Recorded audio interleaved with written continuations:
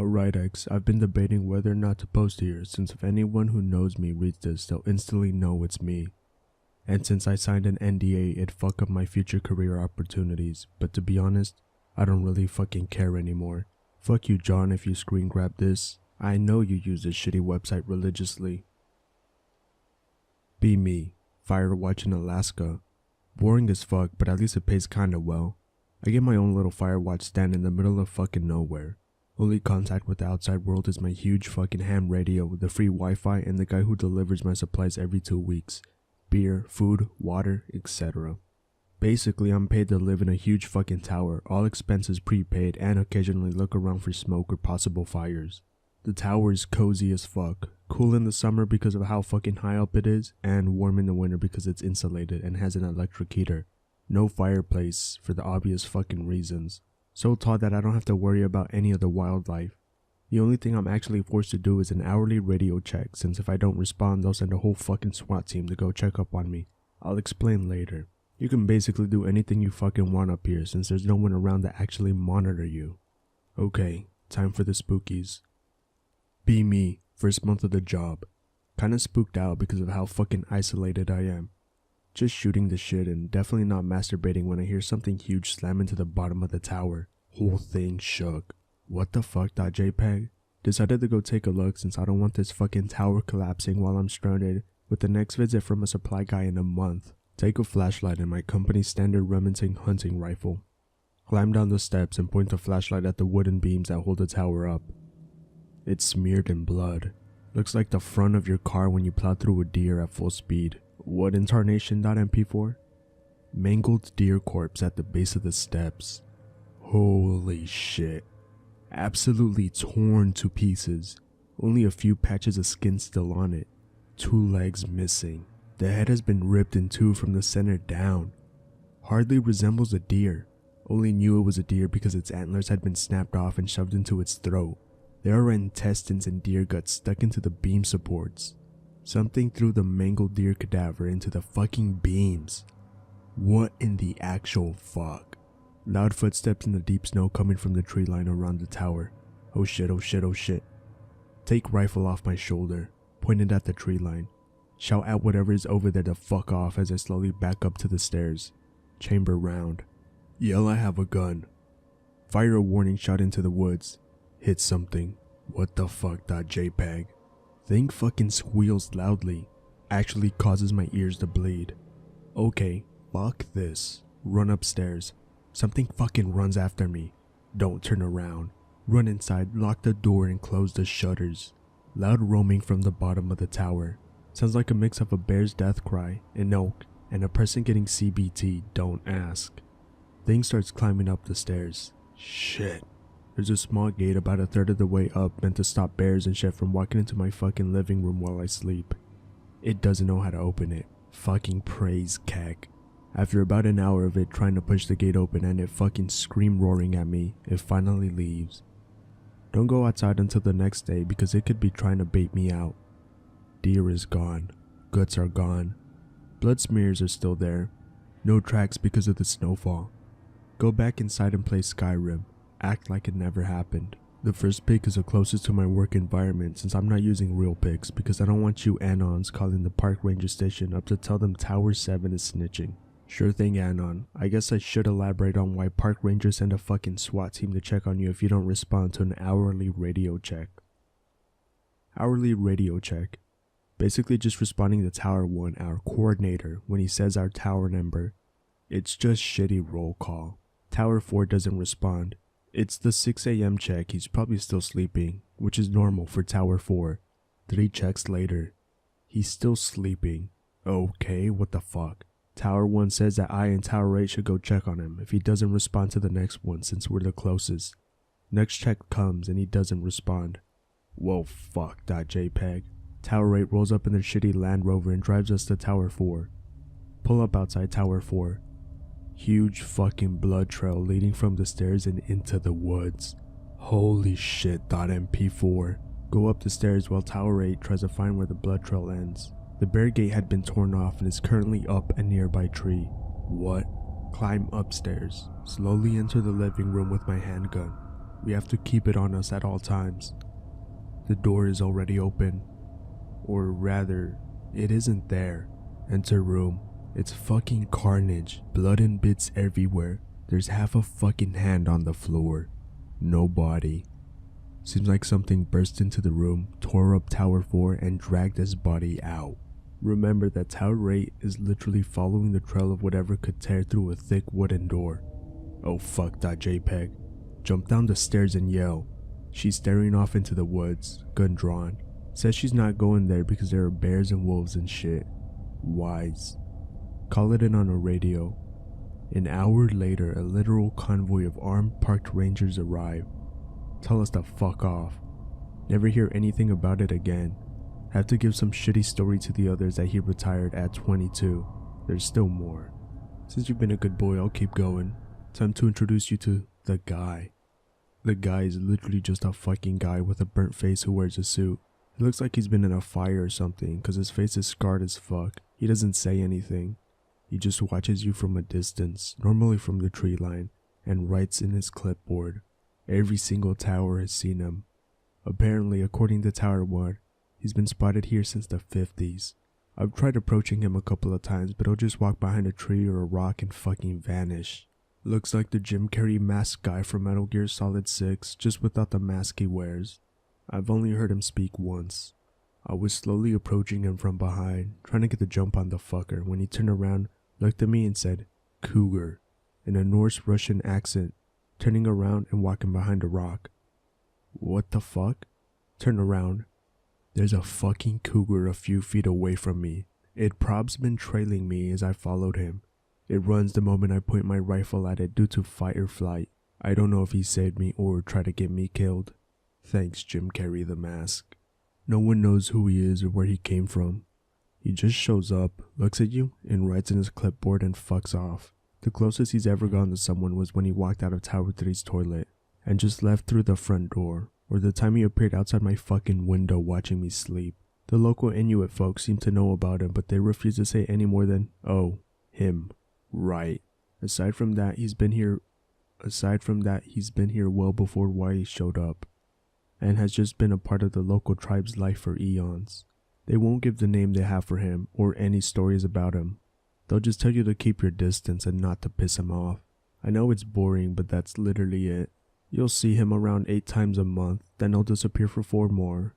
Go spook the shit out of the other towers.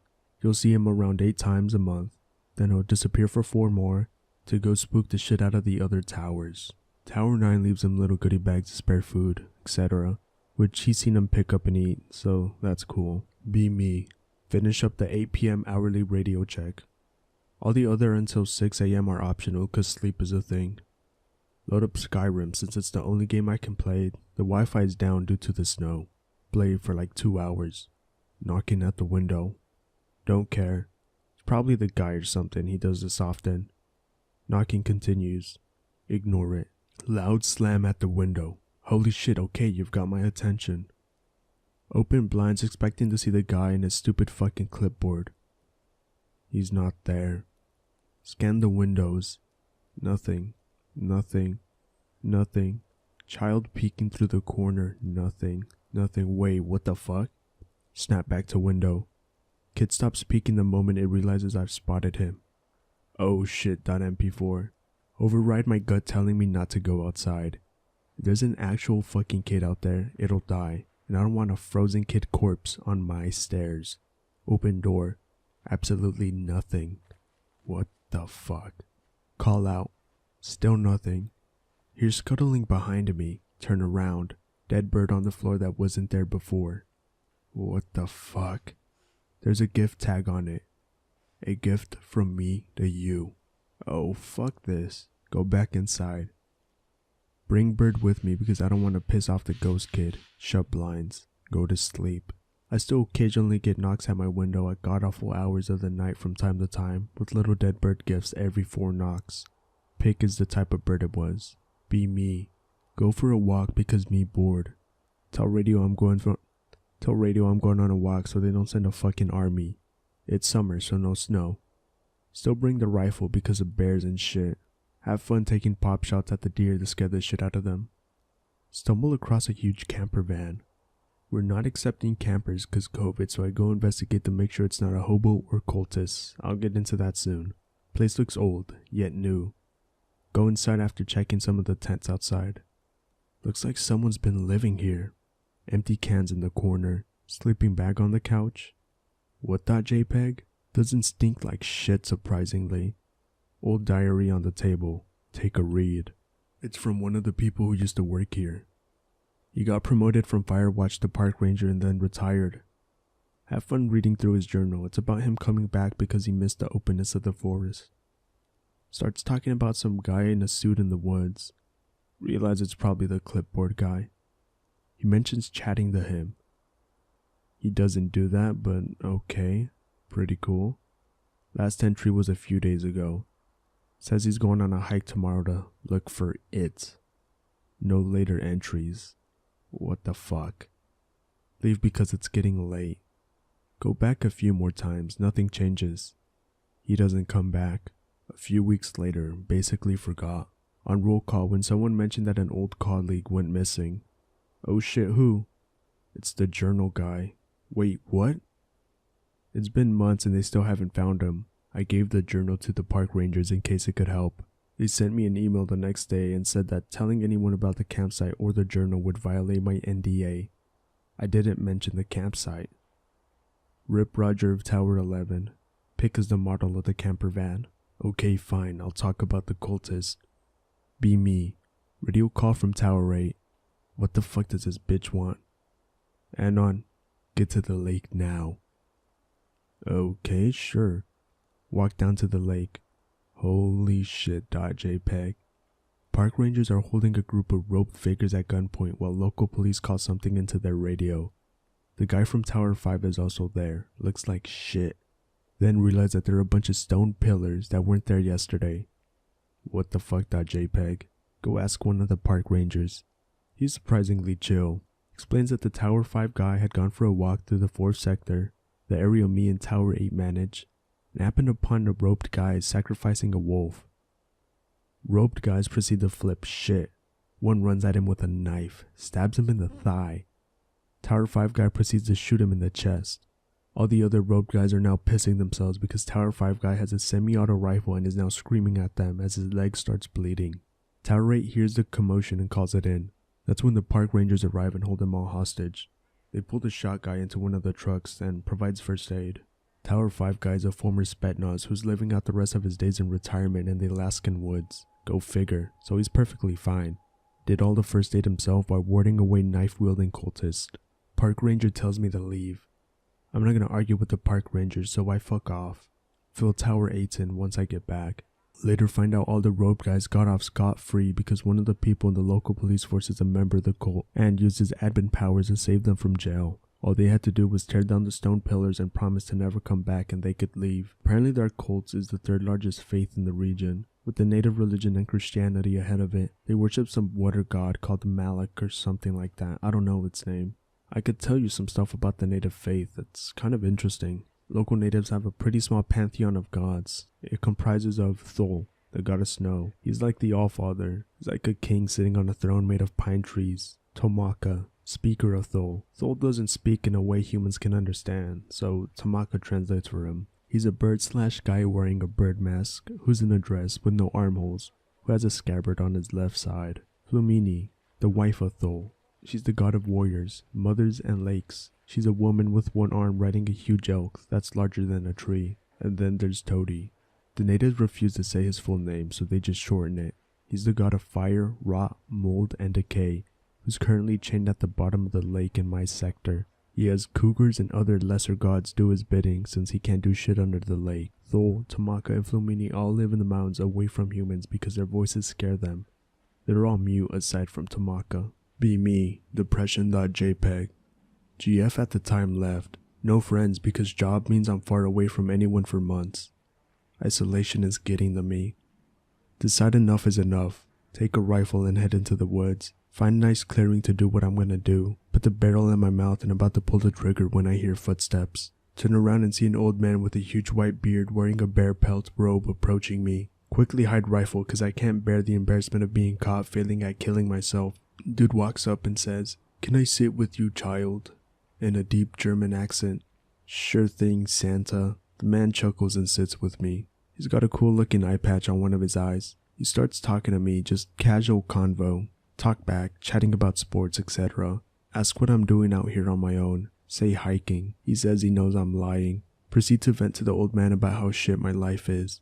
Old man comforts me. Realize old man has a pet bird on his shoulder. Holy shit, that's badass. Man says his name is some bizarre Swedish shit. Feel happy now, no longer depressed, finally have clarity on life. Old guy says he has to leave. Lol, bye. He gets up, walks over a thin tree, waves and walks around it. And fucking vanishes. What the fuck? Go check. There's no way he could have just walked around this thin tree and just disappeared before he reached the other side. What the fuck? Take rifle and go home. Haven't felt suicidal since. Thanks, Santa.